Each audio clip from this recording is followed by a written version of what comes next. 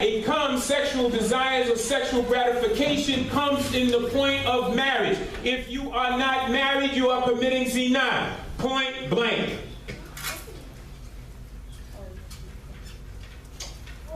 The Prophet ﷺ said, whoever gets married has safeguarded half of his religion.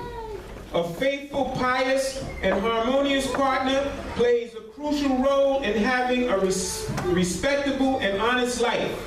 Indeed, having such a partner is an important factor when wanting to avoid evil deeds, and it enables the commitment of oneself in performing the obligatory acts of worship. A pious couple not only would not meet with any obstacles in achieving religious goals, but would be a source of encouragement for each other. In other words, a married couple is a powerful institution. If you see a strong husband and wife, a husband and wife that are loving to each other, they're loving towards their children, this is a close sign of the Holy Last Messenger ﷺ and how he treated his family and how he treated his children. And the Prophet ﷺ said that a man that is a void or doesn't have it within his heart to love his wife and to his children, he will be a void of paradise. In other words, you can't even get there if you are not loving towards your wife or your husband.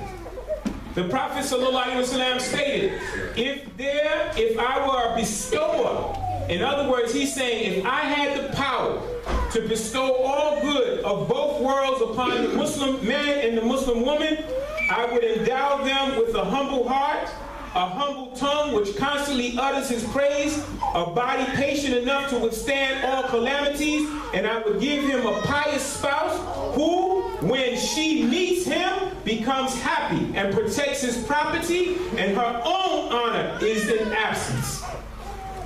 In other words, the Prophet ﷺ said that if he had the power to do this, this is what he would put in the man and the woman. To the point that when a woman sees her husband, she becomes happy and she protects his property and her own honor in his absence. In other words, whatever brother man sets down when he's in the house, he can believe it is going to take place when he's out of his house. Brothers, I ask you all to move up. Inshallah ta'ala, this last hadith, and then we'll conclude. One person went to the Prophet ﷺ and said, I have a wife who always welcomes me when I come home and escorts me to the door when I leave. Now, how many of y'all wives walk y'all to the door? Or she frowning as you walk to the door? When she finds me sad and unhappy, she then consoles me and says, if you are thinking of sustenance, then do not despair, because Allah always provides sustenance. And if you are thinking about the next life, then may Allah increase your intellect and your efforts. The Prophet ﷺ stated, Allah surely has functionaries and agents in this world, and your wife is one of those. Such a woman would be rewarded as the reward of a martyr. May Allah Ta'ala forgive us all our shortcomings and our sins, have mercy on our souls in this life and in the hereafter. May Allah Ta'ala strengthen us with the strength to equal the challenges at hand.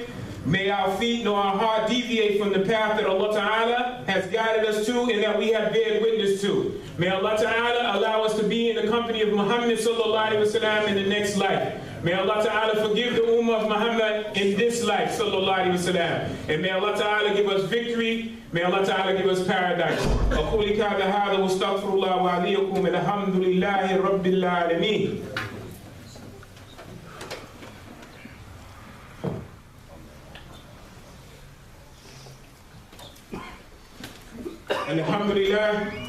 الحمد لله رب العالمين. بسم الله الرحمن الرحيم. إن الله وملائكته يصلون على النبي يا أيها الذين آمنوا صلوا عليه وسلموا تسليما. اللهم صل على سيدنا محمد وعلى آل سيدنا محمد كما صليت على سيدنا إبراهيم وعلى آل سيدنا إبراهيم وبارك على سيدنا محمد وعلى آل سيدنا محمد كما باركت على سيدنا إبراهيم وعلى آل سيدنا إبراهيم في العالمين إنك حميد مجيد. Dear beloved Muslims, I can't even begin to scratch this, but I'm going to conclude this with one of the things that we have to have. And inshallah ta'ala, this will be a subject that we definitely finish. You know, I believe it was last week or week before, we spoke about the aspect of knowledge, and when new knowledge or new information comes to us, some of us automatically put up a mind frame or even a body language of resistance. We resist because we are afraid or don't like change. Most of us don't like change. We set in our ways and we don't like change. But in married life, I have found, and just sharing with brothers that are trying to get it right, is that change is constant. Because the emotionality of ourselves as men that we try to control can either be our downfall or our sword to cut our own necks, and the emotionality of women we will never understand. So you don't never need to try to understand it. The thing is that we have to place ourselves in a position to be a comfort and a support. And believe me, brothers, as I'm talking, and sisters, because I'm about to jump on your crown for a minute. Believe me, I'm speaking to myself as I'm speaking to you. The Prophet ﷺ has given us criterion and measures to establish our families and to love our wives, take care of our wives, and vice versa for the sisters for us. And this is the knowledge that we have to engulf ourselves in order for us to be a successful community. Because I swear to you that where there are no strong women, there are no strong men. And if you don't have strong women in your community, or women that are knowledgeable in your community, or know about the Quran and this aspect of the Quran and the Sunnah of the Prophet ﷺ, if she can't help you engage in your rights and keep you strong, then we have weak women and we will never have a strong community, because men come from the wombs of women, not vice versa. Now, this thing about cleanliness. The Prophet ﷺ said, any woman who dies while her husband is pleased with her enters paradise. The Holy Prophet ﷺ said, if a woman does not perform her duty as a spouse, she has no duty that will be accepted by Allah. Did y'all hear me? If you do not do your duties to your spouse or to your husband, the Prophet ﷺ then said all other duties will be void because you have voided out Allah. So one of the most important duties of a wife is to maintain, because they always saying the brothers are maintainers and protectors of women. Okay, so if I buy you some Spick and Span and some Mr. Clean and some Lysol, then please keep my house clean. So it says that one of the important duties of a wife is maintaining the cleanliness of his house. Cleanliness is the key to hygiene and health. It prevents many illnesses and attracts family members to the house. The Prophet ﷺ stated, the religion of Islam is based upon good idab and cleanliness. The Prophet ﷺ also stated, Islam is immaculate. So you should make efforts to be immaculate, because only the clean ones will enter paradise. That's for all of us. Always keep your house clean and tidy. Right? Now, check this out. I don't think I want to hit that one. That's going to take me off my course.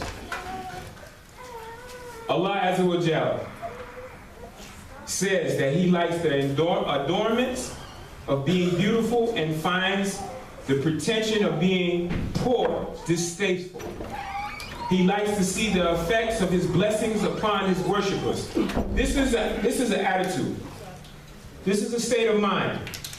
Allah Ta'ala is telling us through the Prophet ﷺ that he likes the adornment of being beautiful and finds distasteful the attitude of the poor. In other words, we know that we have miskin, we know that we have poor people. But those people that are miskin, it is not their desire to stay poor. Some of us have money and just want to be raggedy just to be raggedy. That is two different things. The Prophet ﷺ said a dirty person is a bad servant to Allah. Keep your house clean of spider webs because spider webs is the cause of poverty. The Prophet ﷺ said do not leave rubbish inside your house at night because shaitan comes, pollution and uncleanliness, he likes to live in those particular areas. The Prophet ﷺ said, one clothes must also be clean. In addition, the Prophet ﷺ said, do not leave oily clothes or cloths in the house because shaitan likes to live there. Washing dishes and cleaning around one's houses increase sustenance. And this should take place before the setting of the sun. So now if somebody comes to you, and all of you that I'm quoting these hadiths, these are the Bukhari and Muslim. If someone says to you, look, sister, you should shut your house down by Maghrib. Everybody should be, and you know this, we're not saying this across the board, so please don't run out of here and say, I'm saying, what I'm saying to you, by the time Maghrib hits your house, if you are home, everybody, according to the sunnah of the Prophet ﷺ, should either one, be finished eating or about to be finished eating, and your house should be clean. Because the Prophet ﷺ said, washing dishes and cleaning around one house increases your sustenance. So in other words, if you link, and that should happen before the sun, the setting of the sun. So if that does not happen on a continuous basis, then that means you are decreasing your sustenance in your house.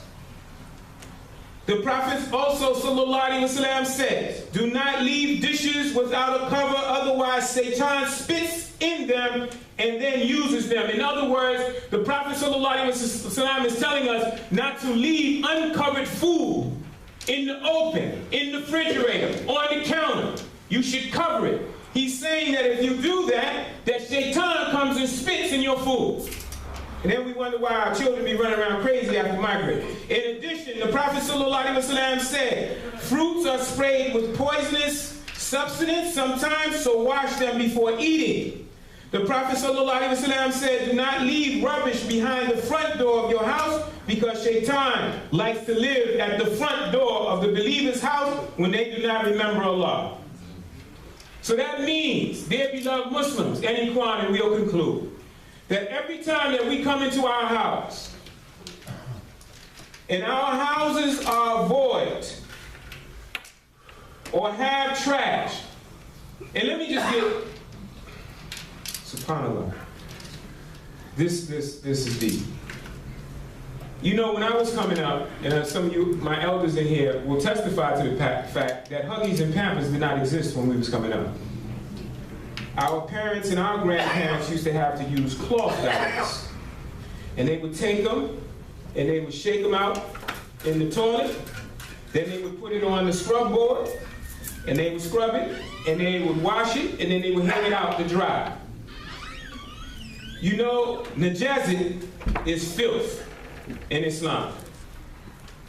And one of the worst filth that you can have in your house is the smell of fecal matter wrapped up in a plastic or semi-plastic material, and it gets hot. You ever open your trash can when it's hot in the summertime? It stinks to high heaven, right? So just imagine you got Pampers all around your house. And then you want to make salat in that house. You follow me? So now, the Prophet in all of those hadiths that we're reading is speaking about najazit. And he is speaking to the woman, to your wives, as far as keeping our houses clean of najazit. So now, if our wives are keeping our houses clean of najazit or filth, then it is on us, brothers, to come in the house as clean as possible. Now, some of us work construction, we can't help it. But that means that we shouldn't make the house more filthy or more dirty or more harder for the sister than it already is. All of these little points in this little bit of time that we had to hit this, we are getting to a structure of mind frame and a type of thought that we all, and I'm speaking to myself first, that we all have to improve upon.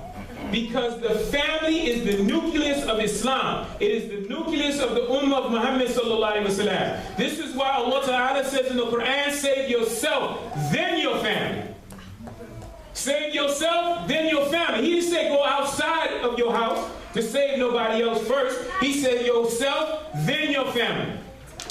If we want to be successful in community life with the Prophet sallallahu alaihi wasallam, within the Ummah of Muhammad sallallahu alaihi wasallam, and even in this tangible move of moving from this masjid into a building that we are trying to build from the ground up, we have to clean up, we have to tighten up, and we have to change our attitudes. And one of the first things we have to do is to try to hold on to our families. Now, sometimes you marry people and it don't work out. Subhanallah. Say assalamu alaikum wa rahmatullahi wa barakatuh. Sister, I wish you the best. Brother, I wish you the best. And move on.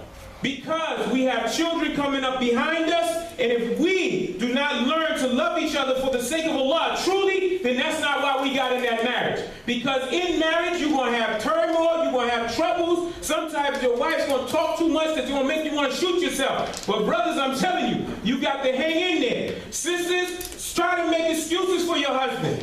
Cover your husband's faults. Try to have counseling together if it gets too bad. But do not shame each other by talking about each other behind each other's backs. Because all you're doing is voiding yourself from the paradise. You cannot be destructive to each other and then turn around and ask Allah Ta'ala to guide you. That's an oxymoron. It doesn't work like that. We are all guilty. We are all at fault. Some of us are better than others. Some of us have good marriage. Alhamdulillah, may Allah Ta'ala give you better marriage. And some of us are struggling trying to figure it out. But at least we're trying to figure it out. And that's the most important thing. So may Allah Ta'ala forgive us all our shortcomings and our sins. May Allah Ta'ala forgive us all our shortcomings and our sins. May Allah Ta'ala forgive us all our shortcomings and our sins. May Allah Ta'ala keep us from the fire and the torment of the grave. May Allah Ta'ala put us in the company of Muhammad sallallahu alaihi wasallam. May Allah Ta'ala put us in the company of Muhammad sallallahu alaihi wasallam. May Allah Ta'ala put us in the company of Muhammad sallallahu alaihi wasallam. May Allah Ta'ala give the Ummah of Muhammad victory in this life.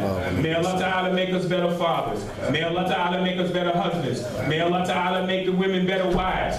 May Allah Ta'ala make the women better mothers. May Allah Ta'ala grow our children up to be better Muslims than we can ever dream to be in this life. And may they always be a help to the Ummah of Muhammad sallallahu alaihi wasallam. And may they bring victory and solace to the Ummah of Muhammad sallallahu alaihi wasallam. May Allah Ta'ala forgive us. May Allah Ta'ala have mercy on us. أقول هذا واستغفر الله وعليكم قد قامت الصلاة.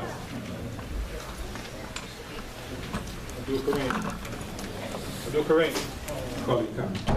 Allahu Akbar, Allahu Akbar, ashhadu an la ilaha illallah, ashhadu anna Muhammadan Rasulullah. Hayya ala salah, hayya ala falah, qad qamati salah, qad qamati salah.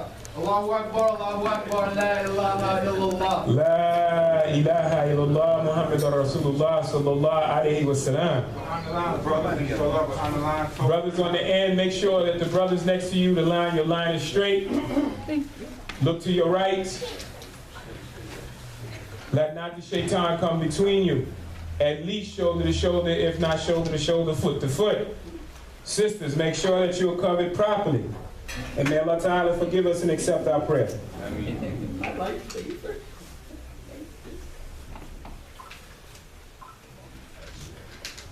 Allahu Akbar.